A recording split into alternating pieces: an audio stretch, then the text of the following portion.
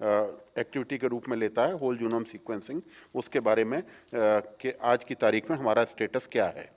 तो जैसा कि आप सबको ज्ञात है कि जीनोम सीक्वेंसिंग के लिए एक इंसाकॉग का नेटवर्क बनाया गया, जिसमें department of science and technology, CSIR, ICMR, NCDC और DBT के ऑर्गेनाइज लैब्स को लेके एक नेटवर्क बनाया गया, जिसमें शुरू में 10 लैब थे और बाद में उसको एक्सपेंड करके उसमें जो है 18 लैब और जोड़े गए।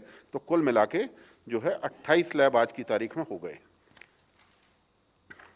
अगर हम इसके ऑब्जेक्टिव में जाएं तो इसका बेसिक पर्पस पहले था कि हम वेरिएंट ऑफ कंसर्न डिटेक्ट करें, जिसमें अल्फा वेरिएंट मुख्य वेरिएंट था जो कि यूके में डिटेक्ट हुआ था।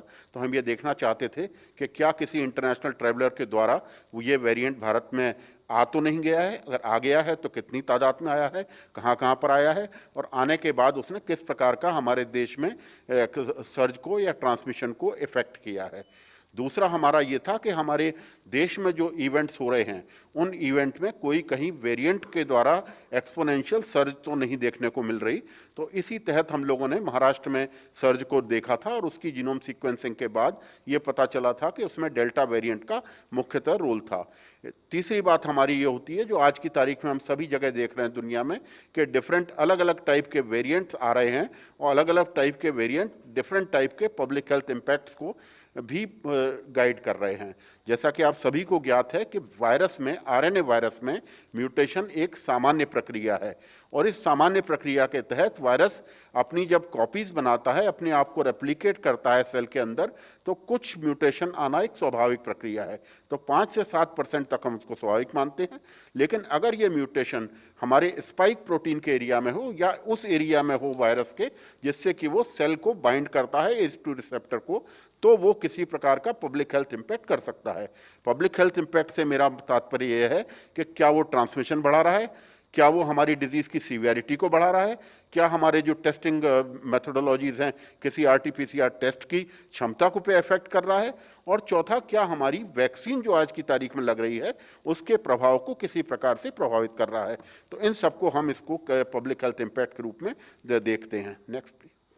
तो इसी प्रकार मैं बताना चाहूँगा आपको, आज तक हम लोग 2 किस्म के सर्वेलेंस कर रहे थे। पहला था जब हम वेरिएंट ऑफ कंसर्न, जो बाहर से आए हुए वेरिएंट को मॉनिटर करने के लिए। दूसरा था डेल्टा वेरिएंट के लिए हमने अपने देश में किस प्रकार से उसका प्रभाव पड़ रहा है।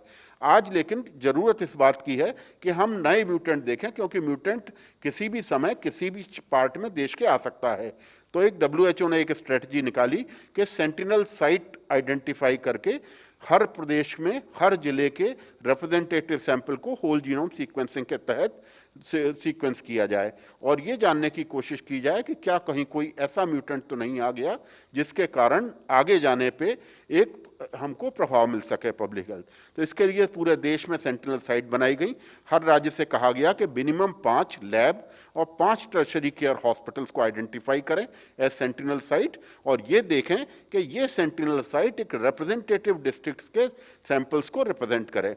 तो उनको रैंडमली वहाँ से सैंपल भेजने के लिए कहा जाता है। 15 सैंपल्स प्रति लैब प्रति वीक, और अगर मिनिमम, जैसे कि आज की तारीख में हम सिनेरियो देख रहे हैं, कई जिलों में हमारे यहाँ 0 केस आ रहे हैं, तो उन जिलों में 15 दिन का हमने अंतराल रखा है, उसमें 15 सैंपल्स भेजे जाएंगे। तो ये हमारे डेजिग्नेटेड इंसाकॉग के लैब नेटवर्क में जाएंगे और उस लैब में इनकी सीक्वेंसिंग की जाएगी। आज तक हमारे 277 सेंटिनल साइट्स आइडेंटिफाई हो चुके हैं और ये सभी सेंटिनल साइट जुलाई के शुरू से ही रेगुलरली सैंपल्स भेज रहे हैं और 8000 से ऊपर सैंपल इन्होंने जुलाई के माह में भेजे हैं। Next please. तो इसी प्रकार अब जो मैंने अभी आपको बताया था, 4 हमारे वेरिएंट ऑफ कंसर्न है जिनको हम मॉनिटर करते हैं, अल्फा, बीटा, गामा, डेल्टा और डेल्टा प्लस, और 2 हमारे वेरिएंट अंडर इन्वेस्टिगेशन हैं, जो कि वेरिएंट्स को हम ये देख रहे हैं कि कहीं उसमें किसी प्रकार का पब्लिक हेल्थ इम्पैक्ट तो नहीं है। इसमें कप्पा वेरिएंट और B1617.3, ये 2 वेरिएंट को हम इस प्रकार से जांच रहे हैं।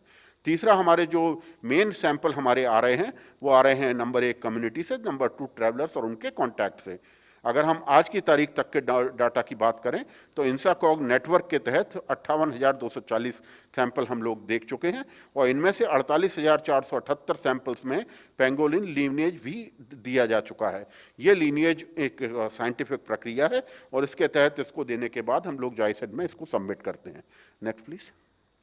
अगर मैं आपको पूरे उसका परिदृश्य दिखाना चाहूँ तो आप ये देखेंगे कि जनवरी माह से लेके जहाँ B1117 जो हमारा मुख्य वेरिएंट था, जो आपको नीले कलर में दिखाई दे रहा है, ग्रेजुअली वो कम होता गया और हमारा B1617.2 जिसको कि हम डेल्टा वेरिएंट के नाम से जानते हैं, आज की तारीख में अगर आप देखेंगे तो मई जून से लेके आज जुलाई तक ये काफ़ी हद तक 80 to 90% तक वेरिएंट्स जो हमारे इसी प्रकार के हर लैब के प्रोपोर्शन से आ रहे हैं।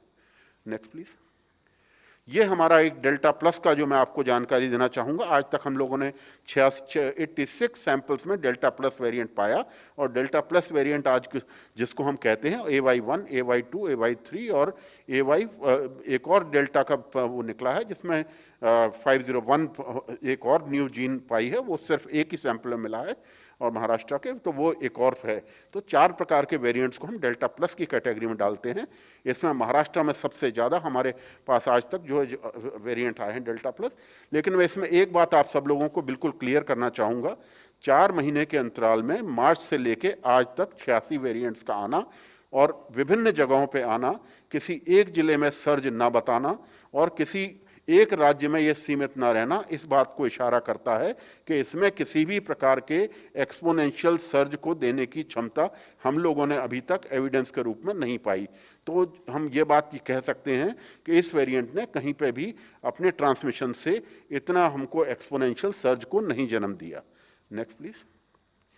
तो मैं जो आपको बता रहा था, नए वेरिएंट के लिए एक नई स्ट्रेटजी इजाद के जो हमारे भारत सरकार की तरफ से स्टेट्स को डायरेक्शन दिया गया है, वो है एक रैपिड रिस्पॉन्स स्ट्रेटजी। जैसा आप सबको ज्ञात है कि हर नए म्यूटेंट के लिए ये आवश्यक है, क्योंकि जीनोम सीक्वेंसिंग में समय लगता है और जीनोम सीक्वेंसिंग एक RT-PCR या दूसरे तरह का टेस्ट नहीं है। ये टेस्ट हमको जीनोमिक वेरिएंट्स और म्यूटेंट्स के बारे में बताता है। तो आवश्यक है कि जैसे ही म्यूटेंट का हमको लैब के द्वारा पता लगे, उसका कम्युनिटी में ट्रैकिंग और कम्युनिटी में कॉन्टैक्ट ट्रेसिंग एक तेजी गति से की जाए। तो इसके तहत हर जिले में, हर राज्य में, हम लोगों ने हर जिले में नहीं, हर राज्य में और मेडिकल कॉलेज लेवल पे एक रैपिड रिस्पांस टीम के गठन के लिए हम लोगों ने राज्यों से अनुरोध किया है और कई राज्यों ने इसके ऊपर कार्यवाही भी चालू कर दी है। जैसे ही नया म्यूटेंट आएगा, वो म्यूटेंट राज्य को, जिले को बताया जाएगा, सेंटिनल साइट को।